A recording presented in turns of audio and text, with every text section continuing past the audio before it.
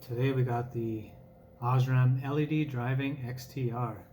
This is their third generation of LED headlight, and these ones are a little bit different than the last generation. These ones actually have active cooling, so they have a fan instead of the passive heatsink that the last generation had. So these are H7. Like the previous generation, OSRAM does not include CAN bus air cancellers, so you'll have to buy those separately. But let's open up the box and take a look at them. So in the box, looks like we have a couple of zip ties and some O-rings. Probably, because I think you could separate the base, like the bulb from the base to install them easier. Instructions, and okay, so here's the bulb. See, looks like it's got 3 LEDs on each side. And they're a little bit, to the side, they're a little bit deeper into the bulb, and I think that's to allow a wider spread of the light to work a bit better in projectors.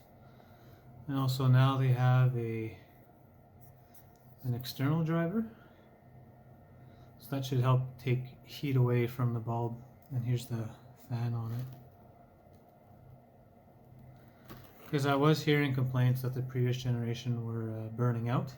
And I just think it was because the actual bulb was getting too hot. And I'm pretty sure you can separate this here. Yeah.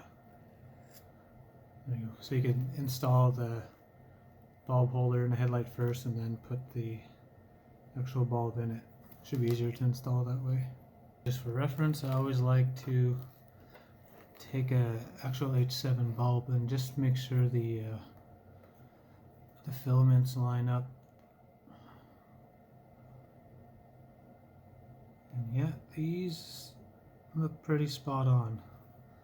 See if I could focus that a bit better for you. There you go. So I think these will work out really well. So let's go install them and we'll do our usual drive and LUX test. Okay, so here's the other piece of the LED off. And I'll just show you that you want to install this separately first.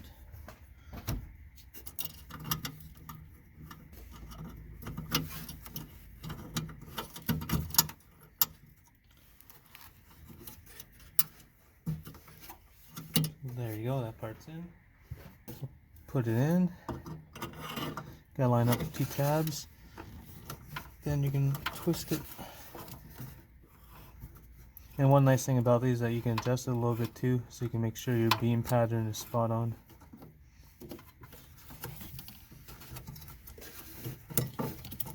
And then you have to plug it in. It has the positive and negative signs on the connector itself, so you might have to, if it doesn't light up the first time, you might have to switch them over. If it doesn't light up the first time, you'll have to flip over the connector when you plug it in. I'm going to test it before I put it back together.